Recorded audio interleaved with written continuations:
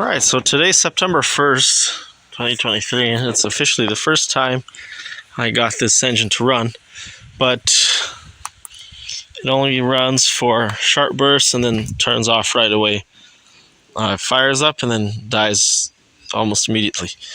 And I know there's a bunch of wires going everywhere, and to be honest with you, they go into this panel, and I've got no idea what this thing does, but it looks like it's in good shape, so I won't gonna leave it alone.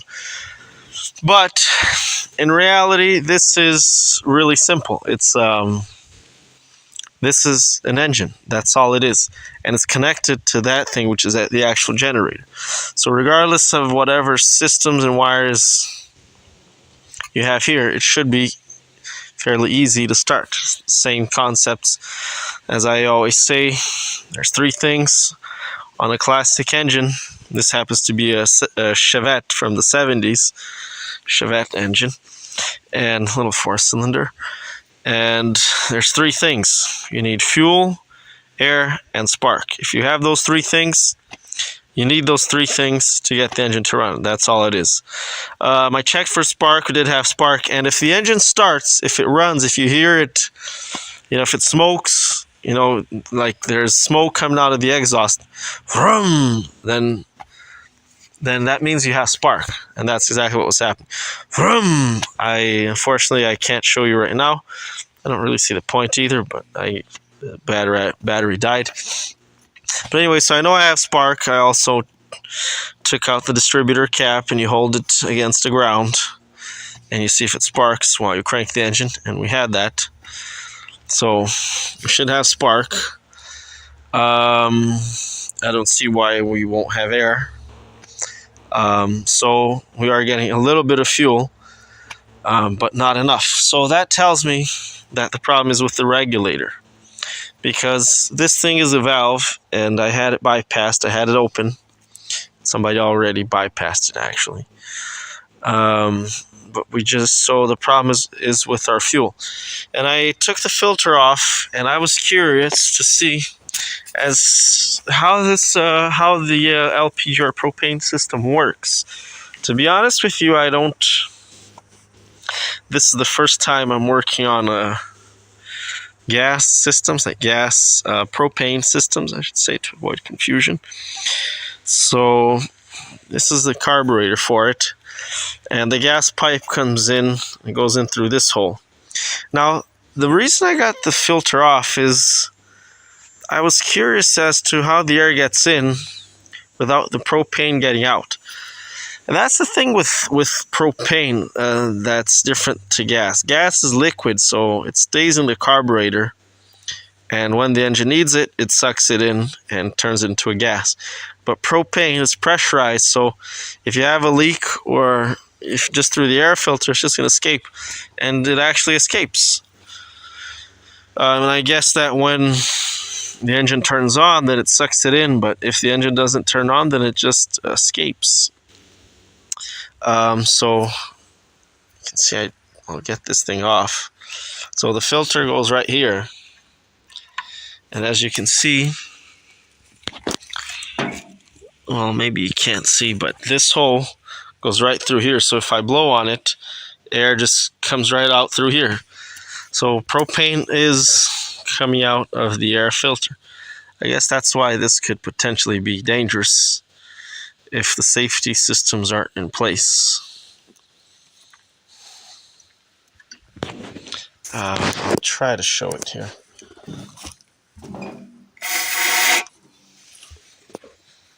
Maybe if I poke a screwdriver through it, you guys can see it, or maybe you guys will just have to trust me. Yeah, but anyways, it does go through it. So if the propane turns on, if the propane is on, it's just going to escape through the air filter while the engine is off. And then I noticed this big screw here goes right on top of this, and this is it's a valve. It's an adjustment valve. So the more you close it, the less propane is allowed to flow through. But it hasn't been touched in many years. So I don't want to change the adjustment. This would be basically an air to fuel mixture adjustment screw like you have on a carburetor, on a regular gasoline carburetor. And hopefully I'll try this. You guys can see it there.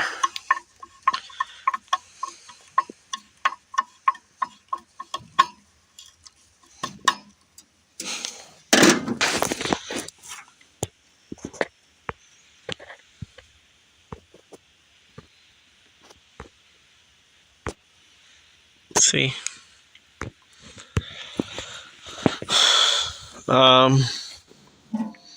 So that's that. Okay, and then the next thing is a regulator. So right now I've got this pipe disconnected, but no propane is flowing through. And the reason I know, I've got the propane valve closed and the gauge is still showing full because we still have air in these pipes. Now I'm going to, I'm not going to be able to, actually maybe I can. I'm going to turn on that propane valve by bypassing that solenoid and see if gas will come out through there. Okay, so I got this alligator clip connected to the positive. I just have, say I had to take the battery back to recharge. I just put the jumper cables right to the Rambler. And so I should, you'll hear a clicking sound. That's a bit loose.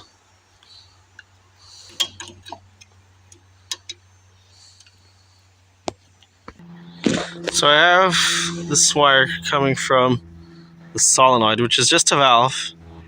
And once I connect it to the positive, we're bypassing it basically. We're forcing it open. Should theoretically get fuel goes through that pipe to the regulator, out through there. I want to see how fast it comes out. You'll hear a clicking from the solenoid when that happens. And you can barely see, but that's. So you do have fuel coming out. It's just not enough. Disconnecting stops. So we definitely have fuel coming out. We're at what rate? So the regulator is working, at least somewhat. It's just not working enough.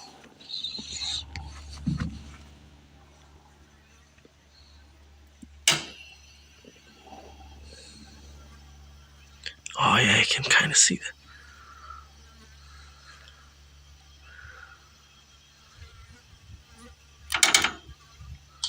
As soon as I let go of the valve, stay on for a bit and then it should stop.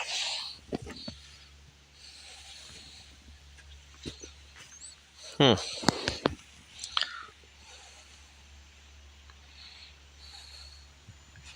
I don't know exactly what's happening now. Maybe we have to open that valve a little bit.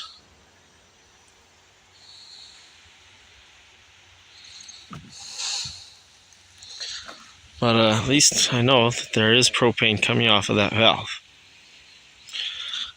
Maybe the problem is that it's coming out through there, or it's not staying on, but something is happening that not enough fuel is getting to the engine. As you can see, I've got the propane tank upside down because it occurred to me that this is LPG. And there's even a liquid carburetor, fuel bowl in the carburetor, so it should be liquid propane and not gas propane or LPG, liquid propane gas. And as you can see there, it looks like we're leaking a bit of fuel through this pipe, and it does freeze up. So with propane, it expands and then freezes. Or I don't know if this is just condensation. I don't think so. I think there's a hole there.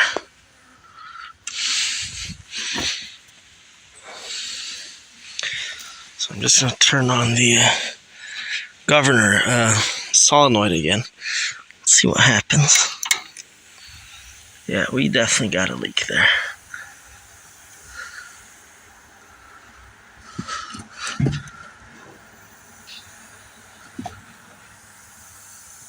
Oh yeah, that's a leak. Okay, so turn the valve, solenoid valve off, and we're gonna have to replace that pipe.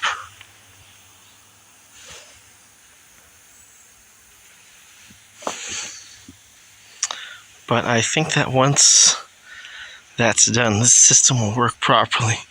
So we'll have liquid going through here. And I think there's actually some pressure in the hoses now.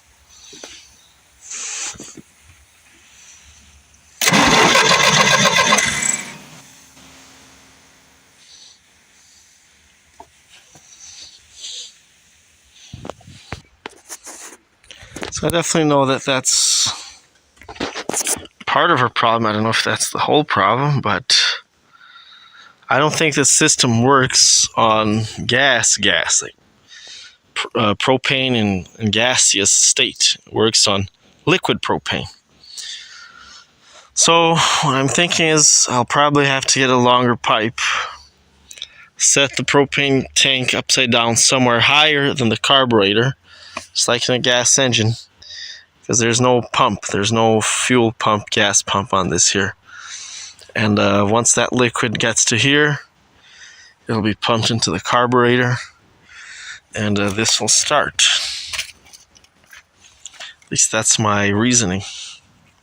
So in a way, I don't think it's actual.